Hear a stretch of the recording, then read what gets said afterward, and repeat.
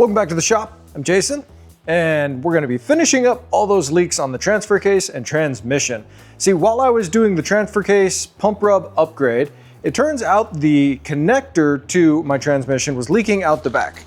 That is this guy. I picked up a new one from Merchant Auto. I just decided to get the whole harness. Since working on other cars, I've found that when you go to mess with these harnesses, the wires get brittle and fragile. And if I'm gonna drop the pan, I'm gonna go all the way, so I'll replace the harness. And while I'm in there, we're gonna go ahead and add in this gigantic PPE extra deep Allison pan, the PPE filter, and I think this is just an Allison deep filter. Oh, check that out. They also sent me a license plate frame inside my box. That's cool. But I'm not gonna leave the pan looking like this. See, I've done a little bit of powder coating. And I'm quite concerned, Judah's way more concerned about the Faraday that's gonna occur here, but I really wanted to make this guy red to match some of the other stuff that I've powder coated on my other cars. Plus, I'm kind of going with a red theme on the truck, given that I've already installed the PPE hoses. Now these are kind of red, kind of orange. I think they have a little bit more Chevy Hugger orange in them. I didn't really do it in this video, but I've got my trans pan in the oven right now. I'm using Prismatic Powder's Very Red. So you're gonna get to see that in just a bit when it finishes. But while it's cooking, let's go ahead and get our tranny drained out.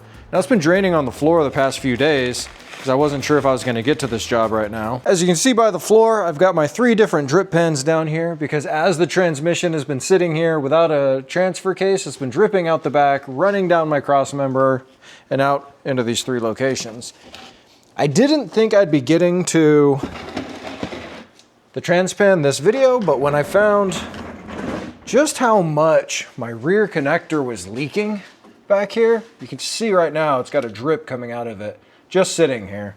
I decided it'd be better to just go ahead and replace that harness versus trying to replace the little pin inside of it, which means the pan had to come down anyhow. And here we are. We're gonna go ahead and just do the pan.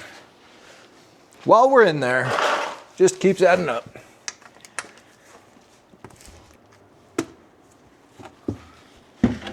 All right, hopefully this pan's big enough. We'll let that go. Before we open it up, we're also gonna scrub some of this dirt away so that there's no chance as we're cleaning around here, this tries to make its way into the tranny. Now we'll go ahead and just break our pan free and then zip it out. I think I'm gonna use my new dead blow every time. For everything now, because it's shiny and orange. Especially it's shiny and orange. Right? Let's go ahead and pull the filter off. Of course, He-Man put it on there. They should not be that tight. Tighter is not always better. Golly. And don't forget, there's a magnet on this filter. You get in a rush, you'll miss that magnet. We're gonna be using a full complement of PPE parts today with our transmission filter, our pan, and later we'll be doing an oil change as well. And yes, I'm gonna pre-fill this with fresh fluid. All right, while our filter's soaking, let's get this guy the rest of the way off. Ow. Judah, what would I do without you? Probably struggle a lot more. That's what I would do. It looks like our filter just fell off in here. Sweet.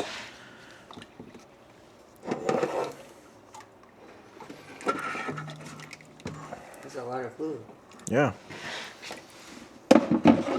You know, for having this high a mileage, that really doesn't look bad at all. Why do they have the drain so high up? So that you have a little extra fluid in there every time. It's not actually a benefit, it's just a silly design. Just is. Yeah. Yeah, that magnet's super clean though. Yeah. Like, all things considered, for 420,000 miles or 426,000. Just gonna take a little fresh fluid, wipe her on there, and send her home. And what we're not gonna do is torque it all the way to the moon. So if you take a peek up here, we've got these little tabs on the end of our connector. And as I've been playing around trying to figure out how to get this off, a 32 millimeter socket fits right over top of that pretty well. So I'm gonna try and see if that will work to close all these little teeth. You need something smaller. Yeah, it's right there. See that? Oh. That did it. So I just kind of rotated a little and I could feel it click, and then I could push it back and out of there. Now we just have to extract all of our wires off of here. So I can see we've got these two over here. We'll lift this one. We're gonna lift our tabs and try to push back at the same time. Like that, nice and gentle. We'll lift this tab in the corner and pull. There we go. Now we've got these ones here, same thing. Lift and pull down. Looking at my other harness, it looks like if I push up through the middle here, I can release the tab inside and pull down. But I need something else to push at the same time. Yep, there it is, okay. There's our little tab that we're pushing in on, and then we're just trying to pull it down. So I've got my hook on the side, push in, and work our way down. So these two clips hold these solenoids in, and they also hold our harness. Oh shit, it went that way. I heard it hit the floor. Oh boy, did we get lucky. It went zing right off my finger. Right, this one, I'm gonna try to cup it towards my face. That way my face can catch it. There we go. And then our harness is free. But is it truly free? How can we fit it out of this corner? It's gonna be a little magic to get it out of here. We go over there. It looks like there's more room. Yes, sir. Maybe. Possibly. There's mostly more room. All right, it's stuck. Never mind. All the while I'm trying not to fling tranny fluid in my face. There it is. Okay, we're free. Sweet. All right, so I'm comparing these two for differences. And Judo pointed out that this connector doesn't have the zip tie like that one. Not sure that's really needed. This guy looks like it's coming out of the right port. This one looks like it's gonna reach just fine. So I'm not gonna open this up. I think we can get all these to connect. We'll try that first. We're gonna take a little bit of our fluid. We'll lube up our O-ring, and we're gonna try to snake this guy in there the same way we took it out.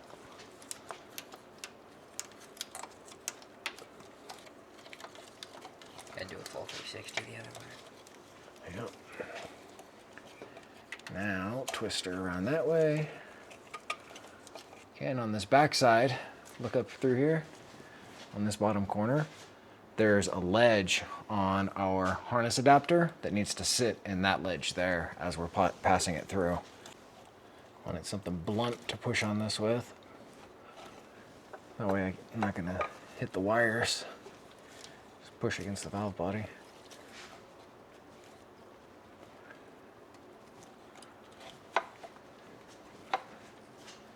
Not very far. No, it's right there. I'm trying to, there it is. Clicked right into place. BEA, beautiful. Okay, now we're just gonna start the task of slowly connecting all these guys back together. I wanna make sure our solenoids aren't gonna pop out when we go to fire this thing up later. You know, I've been doing this whole time with my mouth open. Haven't got any tranny fluid in my mouth. It's kind of nice. Now, if our tranny pan wasn't still so hot, we'd get this guy stabbed in there.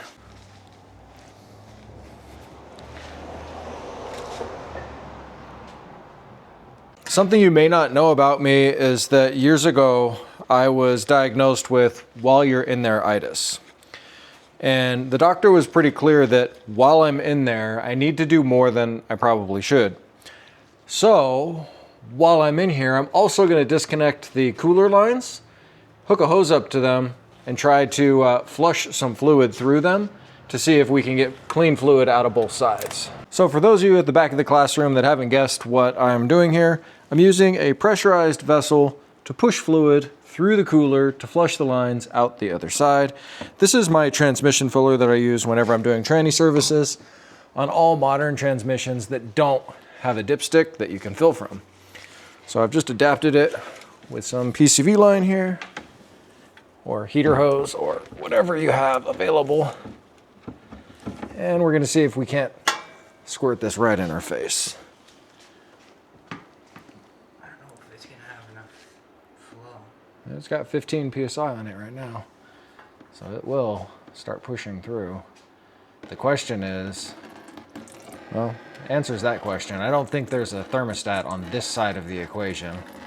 I think the thermostat is in the transmission. So all we're looking for here is we'll run a few quarts through. We'll see this fluid color change a little bit. We'll know that the fluid on the front side is a little fresher. So this is to the cooler on the bottom and from the cooler on the top. So I imagine if we plug that line in, we'll flush fluid into the transmission as well. But technically it's not filtered, but maybe it will push fluid through the torque converter a little bit. It's still pretty dark. I know that our new cooler takes 2 quarts at least, because that's what we put in it before, right? Was it 2 or 3? That sucker was big. All right, we've pushed 2+ quarts through. I'm gonna shut it down right there. Then I'm gonna connect the top side and see if we can push any fluid through the transmission, see if anything comes out this side or the torque converter. Well, obviously we won't see it come out the torque converter, but if it does, there we go. Check that out. Spoke too soon, it's coming out the back.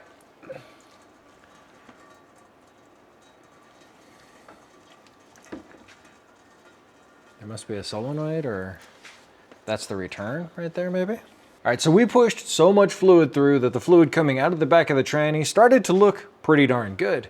In fact, we pushed about 4.5 quarts worth of fluid. I don't think that's enough to go through the torque converter, so I'm guessing we're just running through other channels in the transmission, but I'm okay with that. Later on, I'll probably upgrade my tranny lines to some stainless, which means I'll get another 3 or 4 quarts in it. And for now, this is gonna be solid. But what I'm gonna do from here is I'm gonna let this drip out. The Super Bowl is about to start in about, like 45 minutes. So it's time for a break. I'm gonna let that transmission pan cure. It's almost cooled off enough to touch, but we'll have to get back to this another day. Well, did your team win? Technically, mine did. I'm not really a sports ball guy. I don't follow any actual sports. But given that I spent more than a decade of my life in the Seattle area working in real estate, and my wife is actually from there, well, naturally we were rooting for the Seahawks. So, yay, go Seahawks. You can see all the stuff in my garage is car related. I don't have any banners or flags of sports ball teams or none of that. So, moving on from that, perhaps you've already seen a little glimpse of our pan. It took forever taping up all of these lines, and I know that there are ways to do it with a vacuum and clean it and everything, but I was pretty concerned with not being able to get down into these ridges here because of Faraday, so I actually did a light hot flock on this guy, which would not have worked to clean this. At least in my knowledge, I don't know how to do it. Regardless, it came out freaking awesome. All the lines are super clean. I've already got my plugs back in with some 565 Loctite. I've got the titanium one back in there with its magnet and its O-ring. This guy is ready to go on. We need to get our hardware all put back together because in the bag it like separates from the washers and everything. And then we have a torque sequence to get this guy on, and I have a new gasket. Even though the gasket is technically reusable, we're gonna be replacing it with a new one. Now we're gonna be using the Allison deep pan filter. Sits in there somewhere like this. I'm not exactly sure where, but it sits on these ribs down in here. And we need to make sure to get our old orange O-ring up out of the tranny. Forget and leave this guy in here, you will have problems. I almost forgot. I just left that in there while this thing has been draining since yesterday. But now we're solid. You can only go in so far. It goes right up to those ribs on the filter itself. And then we just want this in here straight. Hopefully it doesn't fall out while we're trying to get the pan itself in. This part is the fun part, where we gotta get the gasket in place. This pan is relatively heavy. We need to get it up past the cross member and try to get it lined up mostly.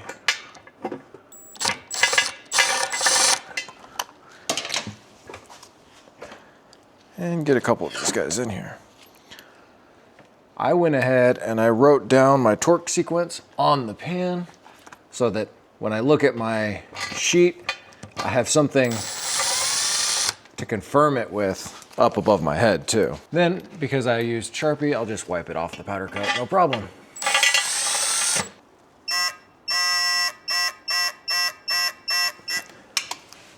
So now that we have all of the transmission and everything put back in, we've put about 3 gallons of fluid in it so far. But before we can actually check the level and get it fully topped off, we've got to get the tranny up to operating temperature. So let's go ahead and start the truck and get that going.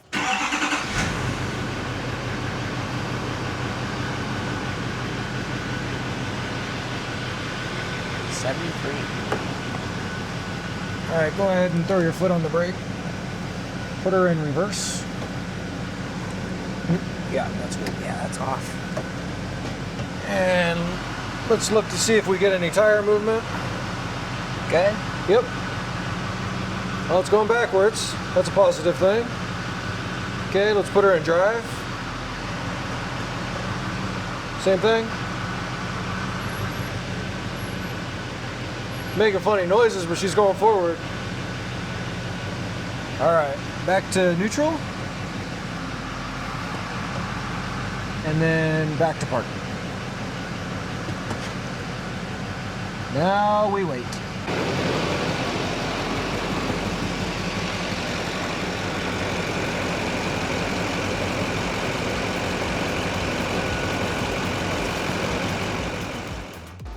All right, we got our tranny temp up to 102 degrees.